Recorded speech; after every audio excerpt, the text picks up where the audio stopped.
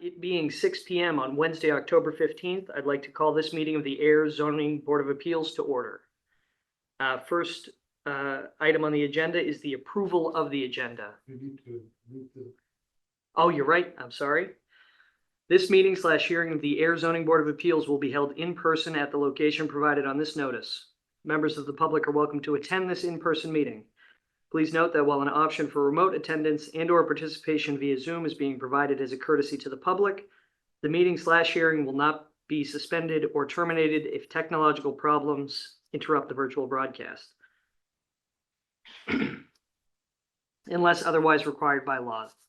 Members of the public with a particular interest in a specific item on this agenda should make plans for in-person versus virtual attendance accordingly.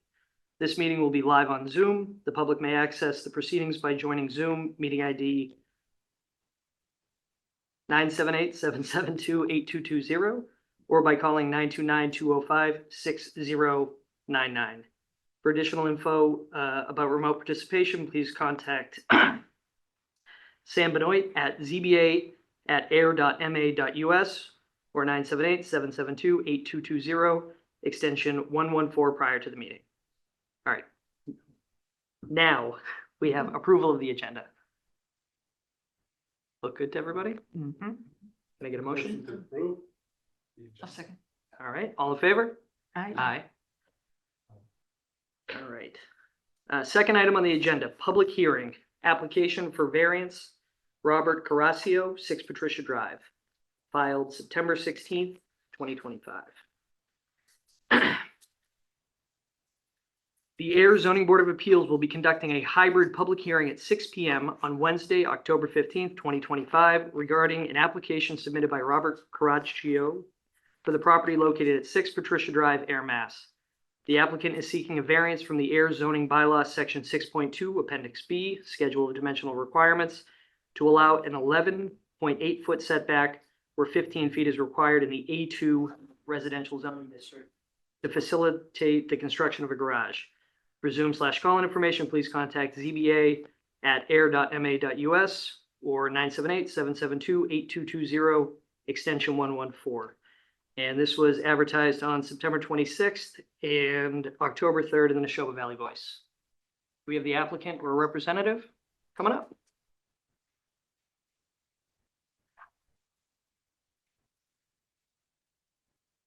Hi, Good evening. If you could just present your application to us, and if we have questions, we will. confused on that. I don't think I have a copy of the application. I know I don't. Yeah, you can have. Thanks. There we go. What do you mean present it? Do I So have to just read this? explain what you're seeking a variance for, why you need it. It's Bob Crouch from 6 Patricia Drive. I'm looking for a variance to put a garage on the left side of my house. I don't have enough side yard. When I started this process, I thought we were 30 feet apart and I needed 15 feet. When I applied for the permit, it didn't quite look like that in all the paperwork we found. So I got it surveyed, realized I wasn't, and decided I would go for Board of Appeals to get it. So I want to put the garage on so I can take my present garage and convert it to an ADU for my daughter and her son to live there, because they're living there now. Right now, they have just over 500 square feet. They don't have a living room. They don't have a kitchen. It's not ideal because he's getting older. So this was a plan we thought of that might make that happen. Maybe I'm being selfish. I don't want to give up my garage. So first step is put on a garage so I don't lose my garage. Okay. So that being said, what I am going to do is kind of follow along our hearing orders of Yep. business. If that kind of sums up the application, I am going to open it up to board questions if anybody has questions for the applicant.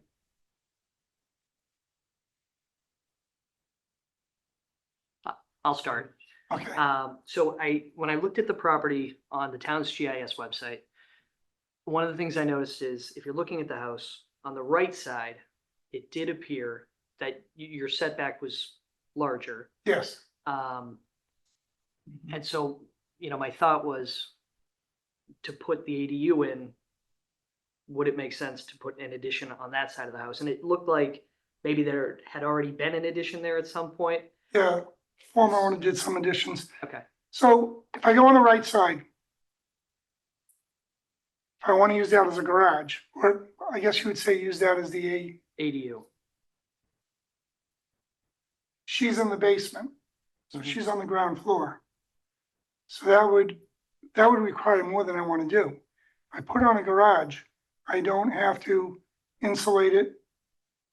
I only have one bearing wall that would be fireproofed. There's gonna be no access, except for the overhead door, because I had thought of the other side. And, that would be a lot more work, and that would probably be 2 floors. Otherwise, it would be like in the ground, it would look funny. So the reason I bring that up is in order to grant a variance, there are certain parameters you have to meet. And what you have to do is prove a hardship. And one of them is topography, which, when I drove by, the topography of your lot is pretty level, pretty flat.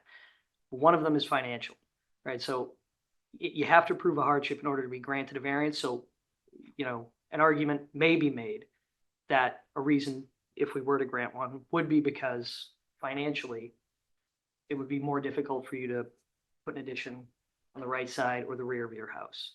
So that was sort of, Yeah, so it would be, I mean, going on the other side, if I wanted that as a garage and have planned out my present garage would be turned into living space for my daughter. Yep. I'd have to have a driveway. There's also a gas line there. I haven't looked at totally what else I'd have to do, but that didn't seem like the best spot for it. Yep. I'd also be giving up some yard. sure. On the left-hand side, not that I don't use it, but it's used less. It's already your driveway. My daughter lives in the house next to me. Yep. My other daughter does. So all the kids play in between the two houses. Okay. Okay. Is she on the side that's where the, Garages? Yeah. No, that's my other neighbor. She's on the right-hand side. So if I put the addition on her side, to me, it took away from the grandkids. I didn't want to do that. Fair point. Danny, did you have a comment? Danny Ruiz, town planner. So just to clarify one thing, so on the first hardship, Yep. financial is not one of the criteria. That's the second kind of leap that he needs to get through. So the first one, that's where I see the biggest problem with this application is because that's in terms of the lot. Got it. So the lot should have to either have wetlands, topography, soils, unique lot layout. And the problem with this lot is it doesn't meet any of that criteria. Okay. So that's the first hardship. The second hardship, the financial, with what he did state, that would get to that point, but it's the process of getting past that first hardship. Okay, understood. Thanks, Danny. All right, anybody else? Yeah, Jess. yeah, I mean, I had also looked at the map and thought about the other side. Yep. And then I also had thought about about behind adding on behind the house. Is that a possibility, or leaving the garage where So- it is, but if your daughter's underneath that? Yeah, she's at the garage level. So when she comes in, she'll go through the garage, because it originally was a split. So downstairs is somewhat finished for her. And that's why I thought the garage would be the easiest way to give her more space. And putting a garage on that side, I don't have to heat it, I just have to have electricity. To me, it was the most cost effective. If I went out back, I'm gonna have a structure. Yeah.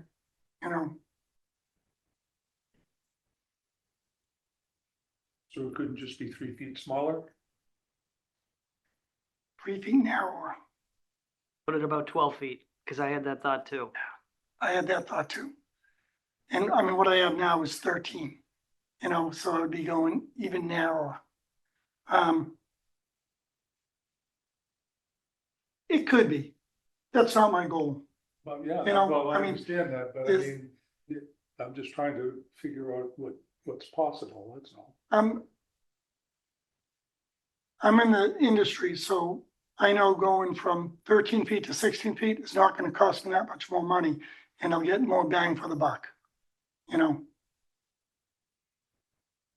So, yeah, I could make it narrow. Okay. I could ask my daughter to move out too. Sure. If she could, she would. She had the finances. She's a single parent. What do you think? Any questions? All the questions have been answered by this discussion. So there's only one other thing that I can think of is that you mentioned there's a shed that's gonna be moved. Yes. So was that shed there when the lots were split into two lots? No, I put the shed up when I moved in, and I thought I was on my away from my property. And my neighbor, we both discussed, hey, I want to put up a shed. Where can it go? And we found my sprinkler and went within that range, and I think both of us thought it was on my property. So when I had it surveyed, I found it wasn't, so that has to be moved. No matter what I do, that has to be moved, you know. Because that would be another issue that the board might have to look at, because you can't issue a variance to make a lot more non-conforming.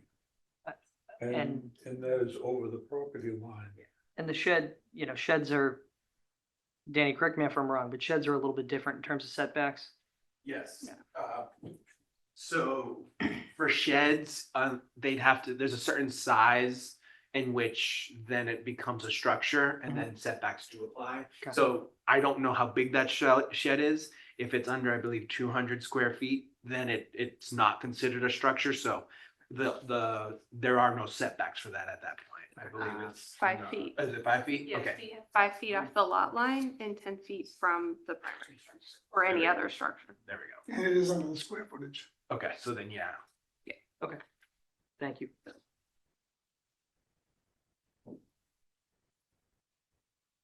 Jess, Marilyn, any questions? I was asked what I was wondering about. I totally understand you when you grow up. The house we have now is the first garage we've had, and I love it. Does make a difference. Yeah, it does. And then you end up accumulating things too. The garage you're adding on though, you don't have access to it from the house, right? No, You have to go out the back. Not gonna have access from the house, because I don't want to break through that wall. I'm trying to do it kind of on the cheap. I don't want to have access. I want my daughter to have privacy, so there's not access for anyone coming from the garage to her space. I want it to be her own space. I was thinking if you moved it to the right side, that might give you an opportunity to be able to enter your house from the garage. I don't know. I'd have to have 2 floors, because the garage I'd have to dig out everything down there, because foundation's in the ground over there. So it almost have to be 2 stories to have access. Otherwise, I would have to cut through the foundation and go through her space to get to it.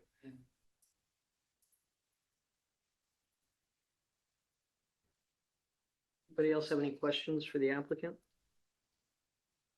No? All right. At this point, I'm going to ask if there are any abutters in the audience. Sir? Mr. Neighbor, Mr. Neighbor? Okay, would you like to comment on the application? Sure. Great. Just state your name and your address for the record. Bill Siegel from 4 Patricia Drive, so I'm the neighbor on the, that side. And I just wanted to lend support to Bob, that I have no issue with where he had a shed to begin with, or the garage he's gonna put in. And to be clear, Bill, you're the neighbor that the garage will essentially be closed. Correct. Great. Because the only thing that property is really used for is my driveway. Okay. So there's no really encroachment onto any of my leisure activities. Great. All right. Awesome. Thank you very much. That's all I need to say. Thank you. All right. So before I close the comments, oh, sure, Dan. So, one thing that, I want to bring up as an option to see if this has been discussed is a possibility of buying, and I know this is a tougher option, but getting an additional 5 feet, buying it from your neighbor. That would then deal with a lot of the issues that you have on the side setback. I don't know how amenable you guys would be for discussing that, but that is another option you could take, and then you would not have to deal with a variance. Yeah, I didn't, never even thought of that. Yeah. You know, it's,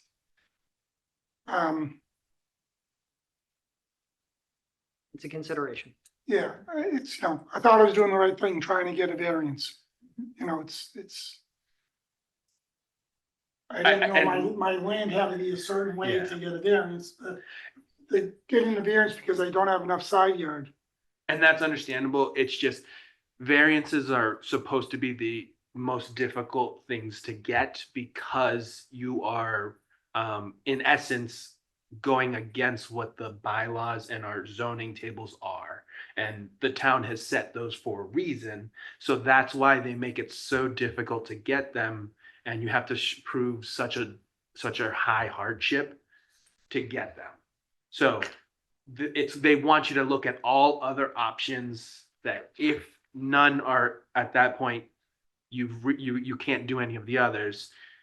That's where the other hardships come in, is why can't you do any of the others? Okay. Great, thanks, Dan. All right, before I close comments for board deliberation, does anybody have any other questions for the applicants before we sort of go over it? I think we've covered it. Okay. All right, so I'm gonna close comments for the board to deliberate. I guess I'll give my opinion and then we'll work around the table. I gotta be honest, this one, especially considering that the applicants and butters are, one, his daughter, and two, the other applicant is in the audience. I certainly understand Danny's, you know, opinion on this application. I don't think the granting of this variance would be taking away from the bylaws, you know, in a way that this is gonna send the neighborhood in a spiral of variance applications. You know, it is 3 feet, which I don't think can be ignored, but the direct abutter is, one of them is here, the other one, I'm gonna take your word on it, is your daughter. She, I would assume, has no issue with this. She has no issue with it. I really don't, I don't have an issue with this variance. Again, I know, you know, we have to prove certain things.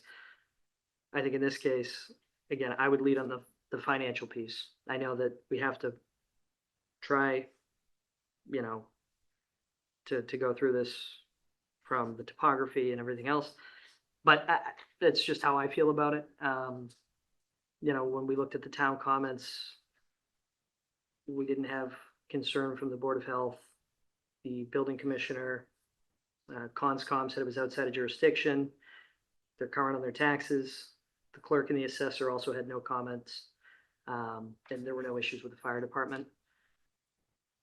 You know, I think the building of an ADU for his daughter is, you know, again, just my personal opinion, a good thing. But I'm open to what everybody else has to say about it, but I'm in favor of this application. Start with you, Marilyn.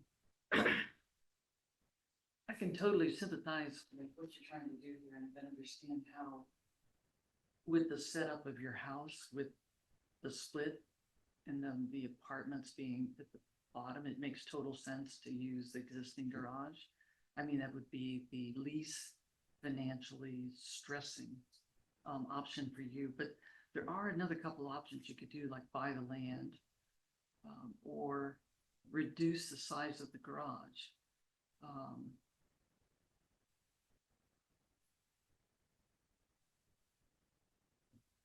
I know that the variances are really strict, because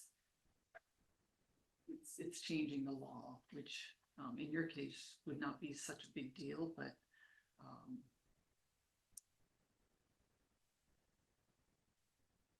I think I would be happier if you could reduce the size of the garage. But I also feel like Mike, that this isn't something that's going to really be totally detrimental to the town. And I think it would be a bit of a financial hardship for you. You're obviously doing just the bare minimum to get the garage. And like I said, I can totally sympathize with you wanting your garage, so I guess I would be okay with it. Jess?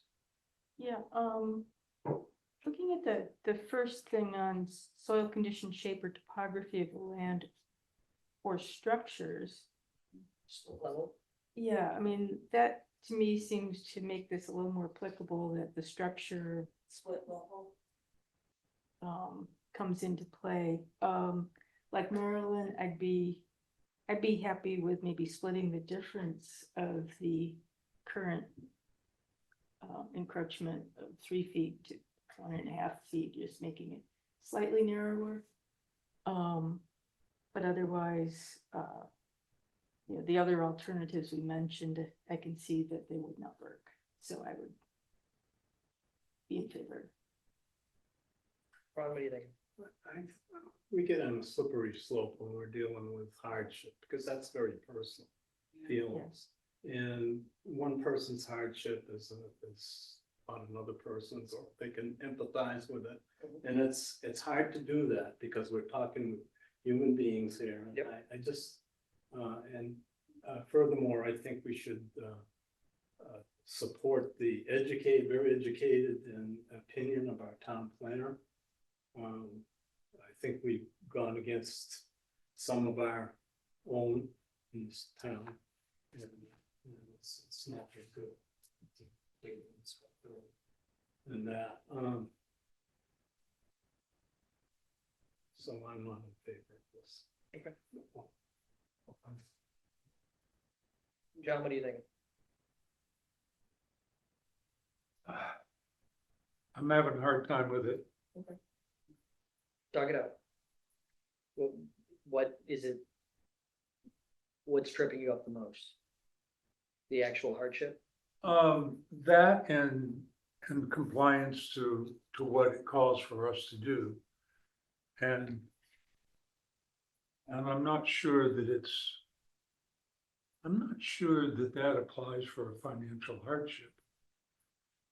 Only to the effect that he doesn't get as much use of the property as would do him justice. So I think in terms of the financial hardship piece, what he's proposing to do is essentially convert the existing garage to living space, which will be relatively easy, some insulation, electrical, heating and cooling. And then to build, I assume, an uninsulated 1-car garage. So, I'm not a contractor, but it's pretty reasonable to do that. If we have him put the garage on the other side, because of the split, he's either gonna have to dig down to the basement foundation, which he's intimated that the gas, in all likelihood, that's where his utilities. Yeah, I don't think that's an option. Yeah, I don't so think the then other side's an option. When I looked at the places, no, you can't do that either. Look funny too.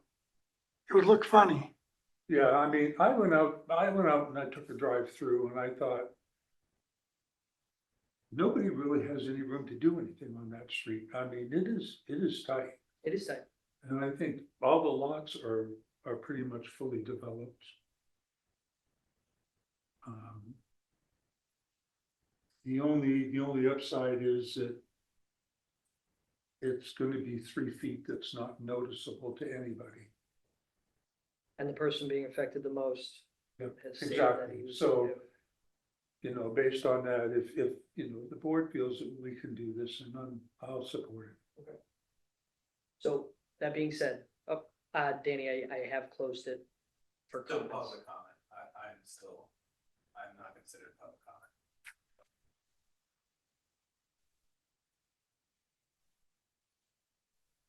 Sure, I'll let it, go ahead. I just want to reiterate one last thing is the board needs to be able to provide a defensible decision that proves the first hardship is a unique hardship to the property. And I do understand that this is what he wants to do is for his daughter. I get that. I understand how housing is very expensive right now. But as the town planner and as the professional, help in on this board, I have to hold, I have to follow, make sure that the board is following what is within the law. So if you guys feel you can make a defensible decision under the first hardship, then you guys can vote in that direction, but I just want to remind the board on that. Right, so I think thank you, Danny. To Danny's point, when we do our, Could I ask Danny a quick question? Yes.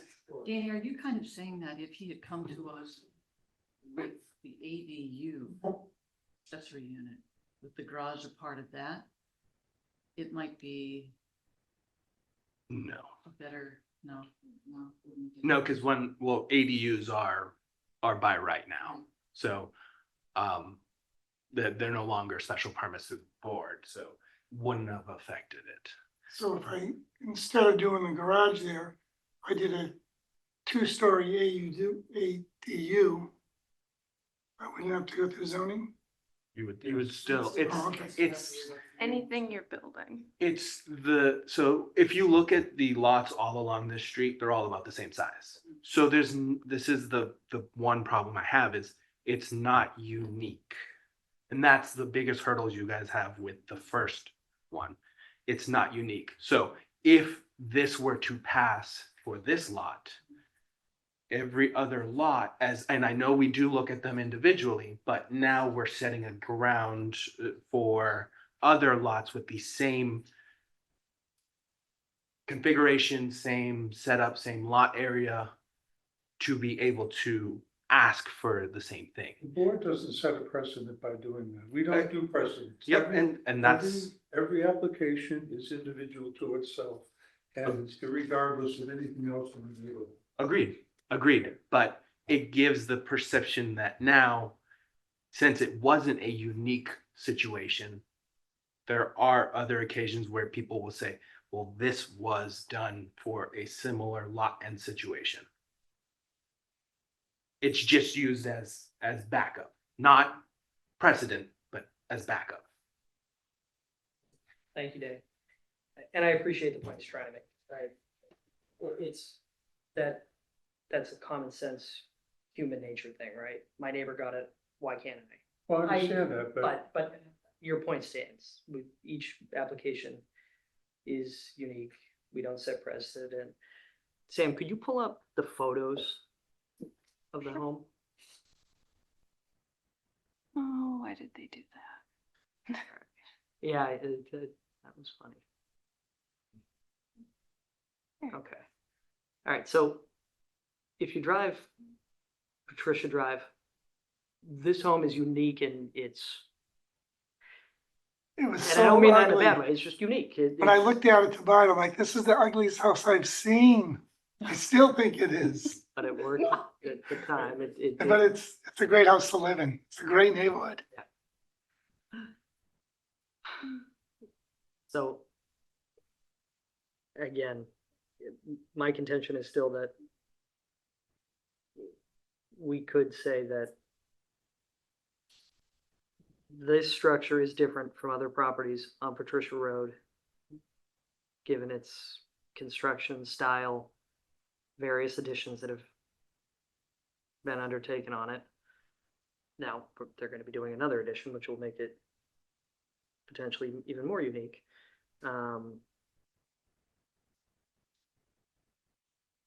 Again, I think we can, it's just my opinion as a non-professional planner. You know, I appreciate every point Danny's made. Yep. And I absolutely hear what Ron is saying, and if everybody agrees with him, I understand. I'm in favor of this one. I would say if this didn't involve an ADU, it was just an expansion of the house, I would be against it, granting the variance, but given housing shortages, given the more fragile state of our economy and finances, and given that this is specifically for an ADU, I'll go along with it. Question is whether we'd want to consider Maryland's suggestion of narrowing the addition garage. Well, if that's done, then there's no need for an application. Because we're talking about like 3.5 feet, so if we cut it to 18 inches, we're still, that's just my thought. We're still gonna be outside of that setback and. It still needs a big range, yeah. Anybody else have any other thoughts? I can see some financial hardship with the way the house is built.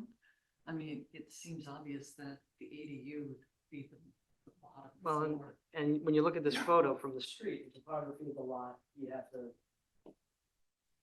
dig down to put a garage on the other side. You're gonna have to get another road cut, which may or may not be allowed by the DPW. I don't know. I doubt they're gonna allow for like a horseshoe driveway on Patricia Drive, but maybe they would. It's just my thoughts. I think it's very dangerous to take these compassion things and a lot of this stuff.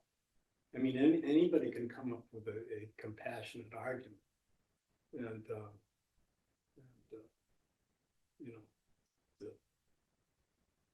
I think we're not, shouldn't be in this. And variance should be rare. It should be a small amount of variance involved. If you're talking if something, say, fell within a foot of a side of that clearance, like a corner or something like that, and it just bumped out a little bit, well, that's, this thing is a full 3 feet by whatever depth that house is. And well, let's, if we want to.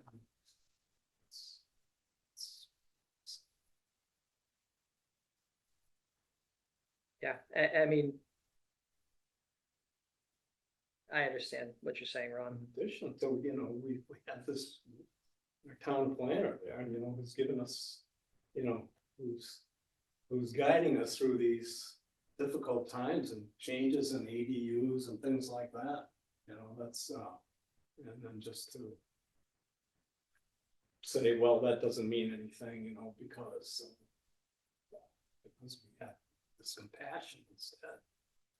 That's this, I mean, we're not supposed to take into account housing costs and all these other things. That's beyond this board. This board is to look at, hardship is a factor, but these other factors are there.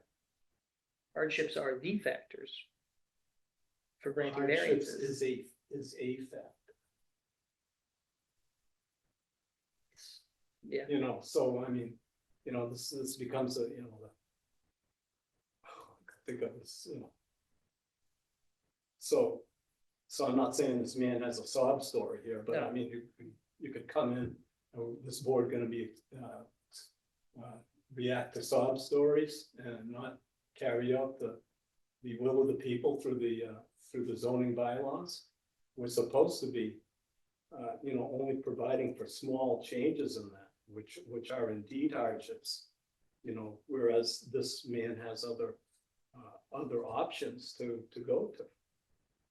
Look at the picture. I hate to cut you off, but we are deliberating just to move Fine. forward. It's just. Probably got it anyway, because I discussed it the way we have to. No, well, I'm sorry you feel that way. if we were going up to a foot, I'd say that that was a gross abuse here if you wanted to put it on the property line. And to me, I can make 3 feet. Yeah. When do you But stop? that's the point. In this application, he's not asking for 4 or 5. He's asking for 3.5. When do you- But that's the way we're judging it by post. Yeah. Shouldn't we be judging it by, yes, if there is to be a incursion or a non-conformance or non-conformity, it should be slight and therefore, not that much impactful in the neighborhood by precedent or by appearance or all these other things. Fortunately, as a neighbor that's in favor, but I don't know if be like to have his neighbor on the other side, but that's just speculation beyond the peer of this board. Okay. Any other comments or deliberation? Ron, I always respect your opinion. You always keep us on the hard and narrow. I love that. And frankly, when I came here, when I read the materials and stuff, and I'm reading over those things, I'm thinking, I don't think we can grant this actually. But there's black and white, but then there's gray too. And the town is, people live in the town, and the man wants a garage, and it's too bad his lot isn't bigger. A lot of the lots in Ayer are small. I can't do a damn thing. Yeah, I So know, this does but anyway, conform. but I think sometimes we have to kind of look at the gray area. Just maybe just say okay. I don't know, but that's kind of where I'm at right now. Sam, what was that? I was just gonna say, just so you know, this lot does conform to the current zoning. It is in conform. Yes, It is, yeah, it is a conforming lot, so it's a newer lot, so. When you look at the street, all the lots are just. they were all. enough for our house, yeah. But the square footage is appropriate for that zone.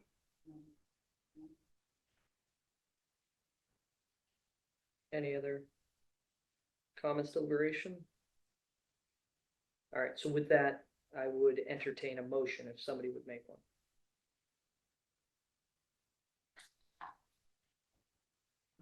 Just think. Okay, so I'll make a motion to grant the variance to Robert Caraccio for 6 Patricia Drive to add an addition of a garage on the left side of the house at no more than 3.5 feet encroaching into the setback. Second. All in favor? Aye. Aye. All opposed? 4-1, you have your variance. Thank you very Now, much. there will be an appeal period. Sam will reach out to you with all that information. Thank you, board. And So- Sam, thank you for all your help. Thank you.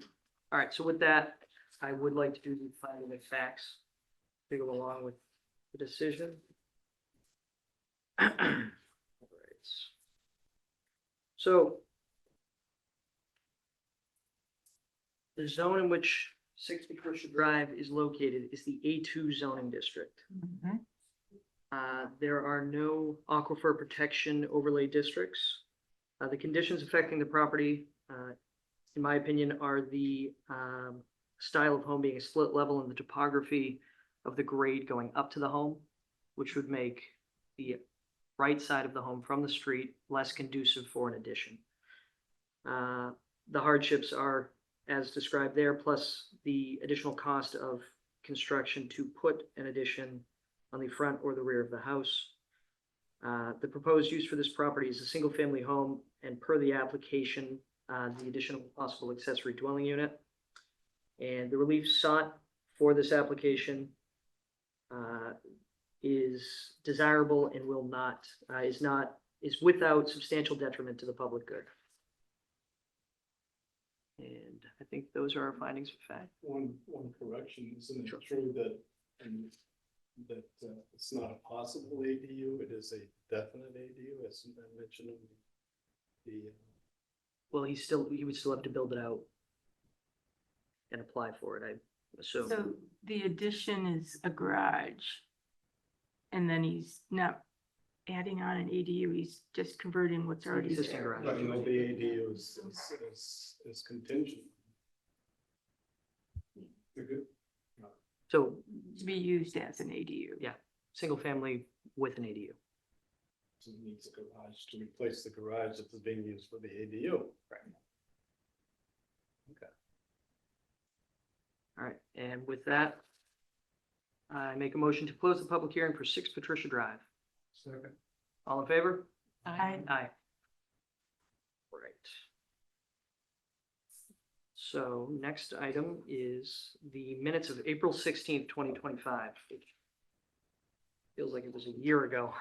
I saw nothing. That's a good sign. Jess? That's an even better sign. Marilyn? Yeah, I have no problems. Ron? Good. All right, I'll take a motion for it. I move we accept the admittance. Need a second? Second. All in favor? I, All right, board discussion, special permit renewals. I'm glad this is on here. So what do we have here, Sam?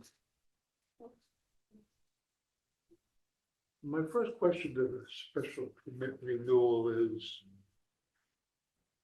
you have a chart for something of when these are issued and when they're gonna do the deed? I have a started chart. I have to go back. In all honesty, we've had so few meetings. Yay. oh yeah. I know. Fell off my radar a little bit. A little bit. There's many other things. Part of this was, I had talked to Danny with it a little bit because, special permits were extended. But we were trying to figure out how long they were extended, and then when the extensions are over, we will have to go through and renew them. And then also because of, isn't there a statewide extension as well? Yeah, that's the extension. So that gives you time to get a nice little spreadsheet with all the Yeah. dates and when they're gonna expire. and- Yes, Okay. and then with that, there are no provisions currently within the ZBA's regulations on how to handle renewals. Okay. So I would like to get some of your thoughts on how we want to do that, and then we can get that in place before the renewals come up. Okay, we wouldn't run into like a permission by omission type situation where if we don't renew it, they can continue the use or? So this is where it gets a little tricky because with special permits, typically they are forever. Yeah. Unless the board specifically says that they're not. Right. So, which you guys, I believe, this board typically does say, We've done two. that I can think of the gentleman with the landscaping company. Yeah, and then the ladies with the cookie brigade down Yes. there. Those are the And two. And the the daycare, the daycare. That's right, yeah, that's right. And the daycare. yeah, so typically what happens is once a special permit's issued, it's good with, it goes with the deed forever. They go for the current occupant, right? And the current occupant can also transfer it to a new person, but they have to come in for a modification on that. But it's one of those situations that they can continue to use it as it goes, even if it's sold to a new person. They just put the new person's name. It's a big consideration. So what typically happens is the board has set like 2 years renewal, or I forget how many years. Typically 2 Yeah. years. And what typically that is from the date that it's stamped in, you have 2 years from then.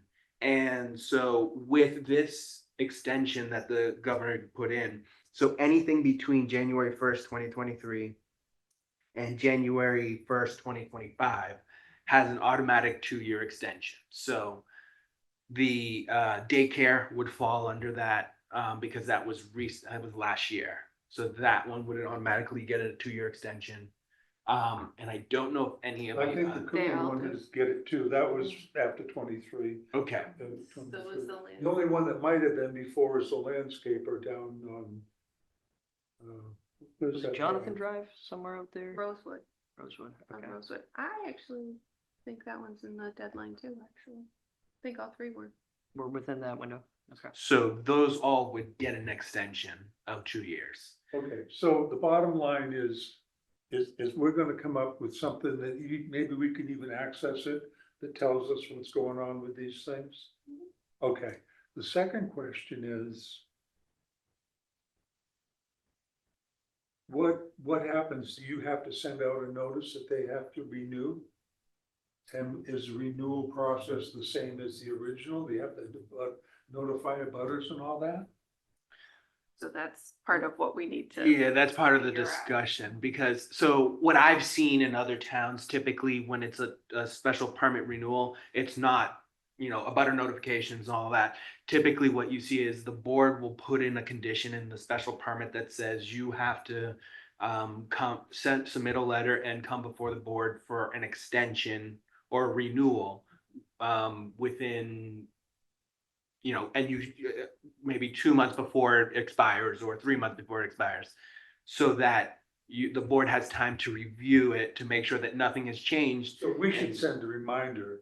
You know, we can't expect them to remember that that's the date and they have to come. So we need to send a flag and say, you're due to renew this 6 weeks from now or something, Yeah. you know, sometime here. And frankly, I'd like to see the abutters renoticed, because they're the ones who've potentially been affected by these special permits for a couple of years, and you know, maybe. See how the neighborhoods. Yeah, but that's kind of complicated and expensive. I mean, if we've had complaints and stuff, then, you know, those will be, we'll take those into considerations. Mhm. But if there's no problem, there's no need to put everybody through all that, in my opinion. What do we ask them to do when they come for new? Is there a form they fill out or? And that's, so we would put It's together kind of some kind of a form, but it would also depend on what kind of special permit it was that was issued. Like with the daycare people, you're gonna wanna make sure that her permit is still good with the state. You're gonna wanna make sure that, you know, they haven't increased how many kids they have. So there's gonna be certain things that are gonna be determined between each special permit. It's gonna be Doesn't the different. state monitor that? I mean, that's not They an do. eyeball. Yeah, no, they do, but when they come back for the renewal, you'll want to be updated if anything has changed. That's kind of like where it comes in. Like with the landscapers, I haven't read that special permit, so I don't know like if you guys set any parameters as to what they were allowed to do and how much in special hours. So all of that would come in and they'd say, no, we're still the It was same. more about the equipment storage on this property. Okay, so it would be, all right. Maybe there was a limit on how many gas cans or something. Mhm. I don't know exactly what we said, but something like that. I think Yeah. with the daycare, didn't we do a limitation, not just on the number of children, but also if she reached Oh, the there was stage where times she, too. yeah, and if Yes. she reached the level of needing additional staff, then that was growing, that would be out of that Another neighborhood. trigger. Yeah. You know, she actually wouldn't be able to do that Yeah. because under the permit, I think you can have one non-family member. But yeah, when you have a special in-home occupation, Yeah. you can't have employees. I think maybe one, we could look at that, but But the main thing I think would be to review that, are you complying with the conditions we set? Yeah. With us, I mean, we charge fees when people do their initial application. Mhm. I would be in favor of, for renewal, not charging a fee for the renewal, except for maybe the abutter notification. So I will say I would, as someone who, you know, sends out the invoices, the abutters notices in the average cost for the mailings to the applicant, cause they pay for it, is between $300 and $500. Yeah, it's way more. than- Because it has to be mail certified. yeah, that's why I didn't want to do the. But if we did a nominal fee of 25 or 50 bucks. $75 or Yeah. something, just to I make up agree with for time and paperwork. Yep. That would probably make more sense, especially because the majority of your special permits are for daycares and landscape, like, they're little, they're Yeah. running a business. Okay. 2,500 for a butter notice. Oh, It's dependent, I will say, I mean, I've had some quite low. It is obviously dependent on how many abutters you are, but because of how tight a lot of our neighborhoods are, I know the application you guys saw from School Street for the deck, she had 45 abutters. Mhm. And And if you live next to an apartment building, you have to know. Good luck. Everyone. So Yeah, that's really to yeah. do the process. That makes sense. with anything near Canongate is always. The nominal fee of $75, I is that, just was, does that, do we have to put in a legal notice in the paper? No, so with a renewal, unless they're modifying the permit, there's not a public hearing. Yeah. It's just a public meeting. So it's more of a just coming in to let you guys know what's happening. And then you're saying, okay, I approve that that it's renewed. It's not, you're not going through a full modification process where you're deliberating again. Yeah, it's just really a matter of just to make sure that there's no problem. Mhm. Because if there's problems, we have no way to back out Right. if it wasn't Mhm. a time thing. Yeah, so like John says, if you find that there are problems when they come to you, that's where you can say, okay, we believe you need to come back in for a modification to change these things to address this with conditions. Yes, and then that would be a reapplication. Correct. Okay. Back to your comments about transferability of these Yes. to any property owner, that, I think that should be a big warning sign. But that, Not having, these shouldn't, again, be given out easily or with a particular compassion on one person's thing, realizing that they can sell this right to whoever, and our decision goes on apparently forever from property owner to property owner. That should put a high value on a individual decision based on some kind of compassion. but could we mandate that it didn't transfer, it was limited? No, so you can't limit on who special permits are transferred to, but that's why you set those renewal requirements. So that if it does end up transferring, okay, we're gonna be selling the business to this, or we're selling, because you won't see this typically with home occupations. We did that with one special permit. And like it was the guy out on Westford Road, Mhm. out there by the packaging place or whatever they are out there. Yep. He had a garage. Mm. And we stipulated that he was getting the permit. He got the permit because he was already in business, because he came to the town and the town said, go ahead. Is that Joe? I think it's good Joe. So I felt, you can't shut him down. You gave him the right. Mhm. So I said, okay, so we're gonna give this permit to you. But if you sell this place, there's no permit for it. It's non-transferable. And I think I've read somewhere, either in the state or even our own bylaw, that the permits were not transferable. Because they're business. And just because this guy is gonna get a business in this property, doesn't mean somebody else will. So when it comes to uses like that, if you have a use for, if you're giving someone on this property a special use permit for a mechanic shop, let's just say. They sell that mechanic shop, they're allowed to keep it as a mechanic shop. Because the special permit, now the use goes with the land.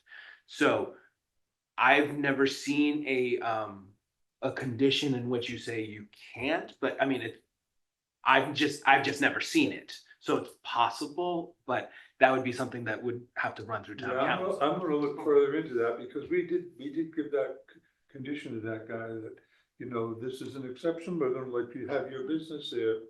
But you can't just automatically assume you can sell this to somebody else and run this business, because they'll have to get their own permits.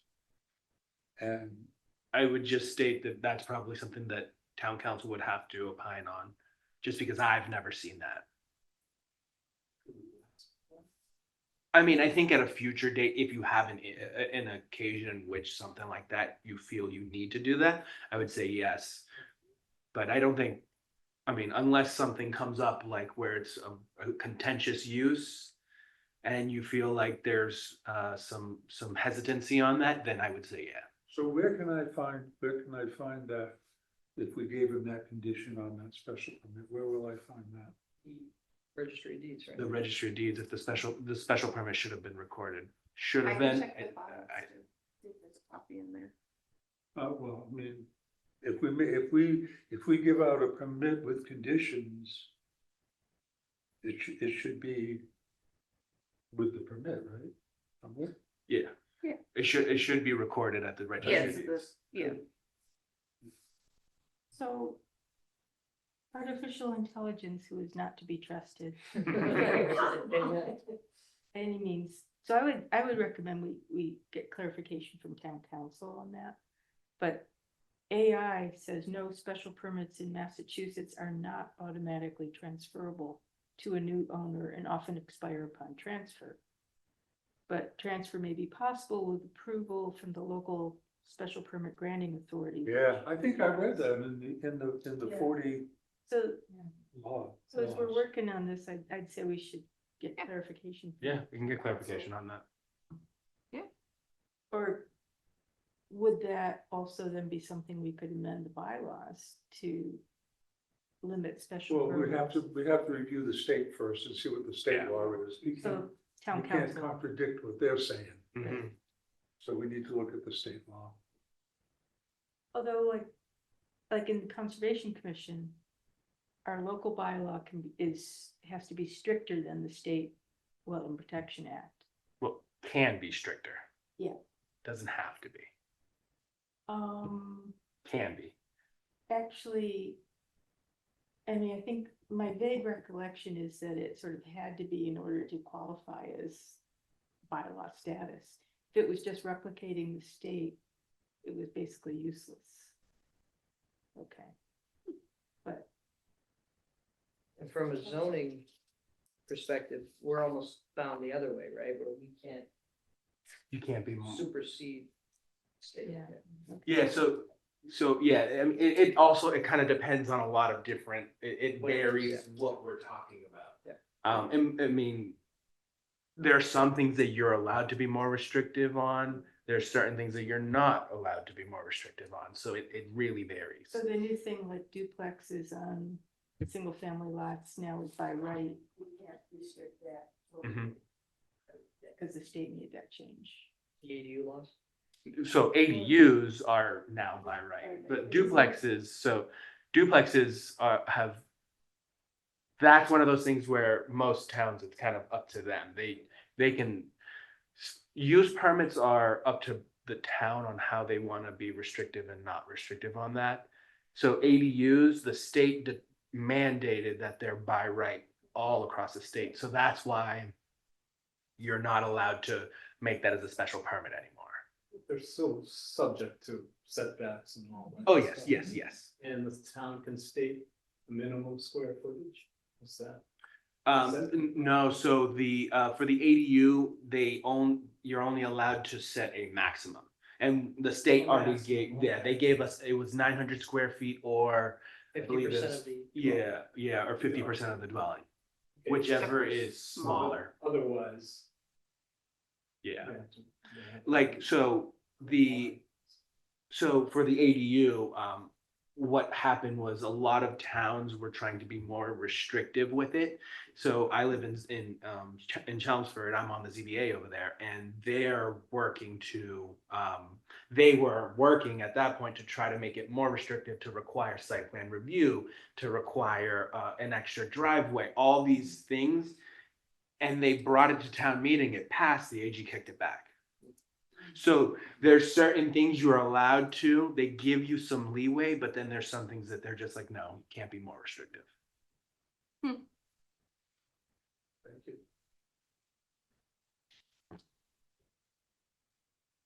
So for next meeting, whenever that will be. It's been a weird year. I can come up with a form and a general outline of what the board would like to do for special permit renewals. So that when they do finally expire, can just sort of roll it out and won't have to play catch up. Awesome. Yeah, we ought to know like we know what we're doing. You know? So, and I can look through, I can only think of those 3 since I was hired that had deadlines. I don't know if anyone further back did. I might have to think about it. Yeah, I can sort of look. What if one had expired, say like 2 years ago? So that is so if a special permit does expire. Yeah. At that point, they have to come back in and do a whole new. So Application. I'm only asking just because if, say I find one that was, it's not the landscaper, but it was the landscaper and he's still operating his business. and He's not in conformance. He's not in compliance. Okay. Yeah. So they would need to come back in, reapply, Do the whole thing. do the whole thing again. Okay. Which is, it is tough, but, it's one of those things of a checks and balance to make sure that they're doing what they need to do. It's the only control we have. for what Correct. to do. Do we have any applications for November? At this point, no. I was out the last few days. Mike did tell me that there were 2 people in my office having questions about how to code to the ZBA, but I have no idea what. What's the cutoff date? Um, Got to be coming up. it's coming up. It's usually the end of the month. Oh, by the way, I want to ask you something. I Look, I'm looking at the think it'd be like the bylaws. These 27th bylaws, they or went through 28th, this something like whole that. big process in 2018 Yes. to redo the bylaws. Yep. So if we went to all that trouble and did all these bylaws, why is it every town meeting, we go in there and there's 6 zoning changes? So, Danny's fault, because even though he wasn't. I agree with that. no, so the way it works is, so I review the bylaw as well as I'm going through while I'm going through applications, and I find things that aren't working or need to be updated, because Okay, 2018, that's fine. Then you wait until we redo the bylaw. I mean, you've got amendments on amendments on amendments. that's Every, normal. every time there's a town meeting. I went and looked at the warrant for this town meeting, it was like 6 more changes to the bylaw. There's 4, That's that's ridiculous. and you're entitled to that opinion, but as the professional who's here to try to make sure that the town's bylaws are staying up to date, that's a very relatively low number. It's very common in a lot of towns. Most towns don't wait 10 years to update theirs. I like to make sure that the town is gonna be staying up to date with recent laws, like, a lot of things change by the month. Well, then let's go through the bylaw and make all the changes at once, instead of dragging this thing out every town meeting where we go in there and do the same thing. But I can't do that. So Springtown meeting, I'm only allowed 2 to 3 articles because there's already 35 articles that are preset. Fall town meeting, that's where I'm giving a little more leeway. So I have to do these in bits because I can't do everything at once. Like if you wanted to see the list that Charlie and I had, we would take 60, 70 amendments. You can't do that. Is it out of I think, are you suggesting that maybe we should just redo the whole bylaw, John, and just modernize the complete bylaw and vote on that? And then leave it like what's curb the point cuts. of doing all these amendments? I mean, go through the thing, find out what needs to be changed, and then do like we did in 18, just redo the bylaws. So I understand where you're coming from, but by the time we've done all of that work, there's gonna be more things that need to change. It's just like the ADU thing. I had to throw that on the That's different. agenda. That's a whole different thing. That's the state. You So have no control over that. the floodplain But all bylaw, this nickel and diamond with the zoning bylaws. like which one specifically, can I ask? I don't have the warrant in front of me. So, right, So so it's the just, same thing, every town meeting, we go in there, we go through the same crap. But I think I mean, so in defense of the town, I work for Concord and they got the same thing going. Every town meeting, we have 2 or 3 articles at least that address some update to zoning. You know, and honestly, if you're not gonna redo the whole zoning bylaw, this might be the better way to do it, because if we had 60 amendments on one warrant, the odds that people are, the odds that people are gonna read through 4, pretty low anyways. But if we put everything on one shot, The odds of people even coming. right, and it is a moving target, I sense, I'm Yeah. not. yeah, it's a moving target. I mean, like, 2 of the changes are just clerical to just clean out some things that shouldn't even be in there that were put in back in 2018. There were amendments that were done in 2020, but as part of that amendment in 2020, those things that should have been removed were never removed. So I'm also trying to clean up previous things as well as trying to keep things updated. So I'm trying to balance here. Like, I can't just let the zoning bylaws not function properly. And I'm also trying to make sure that I'm not inundating every town meeting with zoning amendments. Well, you're failing on that part. You're entitled to that opinion. I I wouldn't say he's failing. I gotta second that. Yeah. I think Dan does a very good job and, you know, provides us the insights that we don't have the time or expertise to. So Always. when we have these town meetings, when does the actual bylaw get updated so I can download new copies again? So the way the E Code 360 works is I don't control that. Basically what happens is, so when town meeting approves something, it then goes to the AG. The AG gets 90 days to approve it. Just recent for the spring one, they asked for an extension on 2 of the items. So those still haven't been approved. So they So- haven't been approved, so none of that's gone into effect yet. Correct.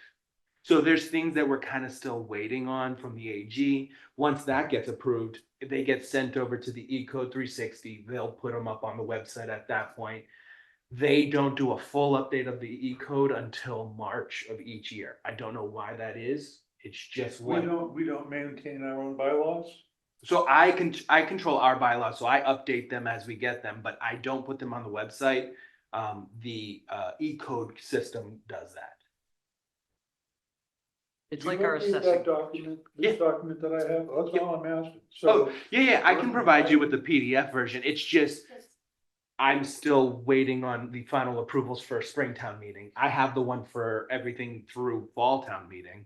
I just don't have everything. but from it's not, spring. it's not on the town website updated.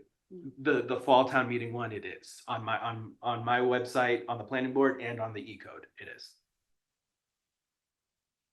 But not in effect until the Attorney General approves. All of the Fall Town meeting stuff is. The Springtown meeting stuff, none of that's on the website. Oh, you're talking about Fall Town meeting last year? Yeah. Okay. Yeah, no, last Fall Town meeting. Yeah, because everything from Springtown Well, meeting. that's what I is was still asking. waiting. So like, when we had the town meeting, and you said we had the fall one, Yep.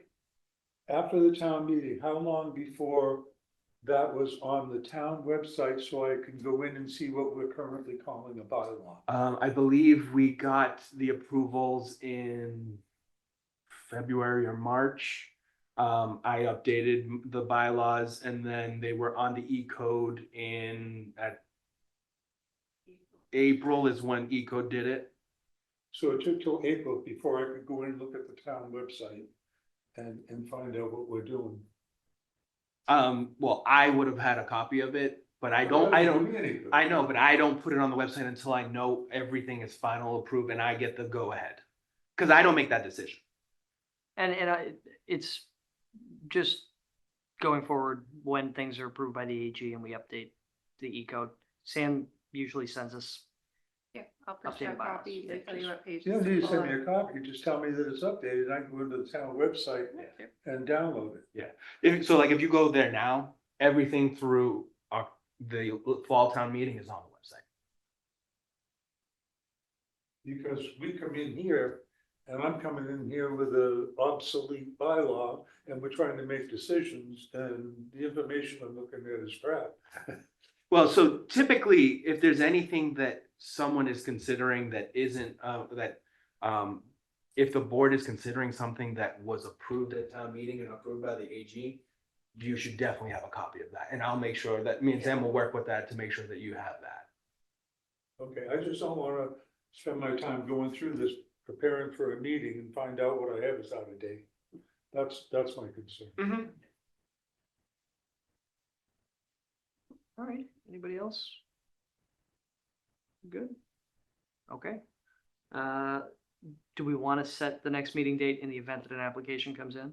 So the next meeting date will be It's already set. It's the third Wednesday. November Fair point. 19th. The 19th, okay. All right. Hopefully there'll be something. I don't know, it's been very strange. Slow year for the ZBA.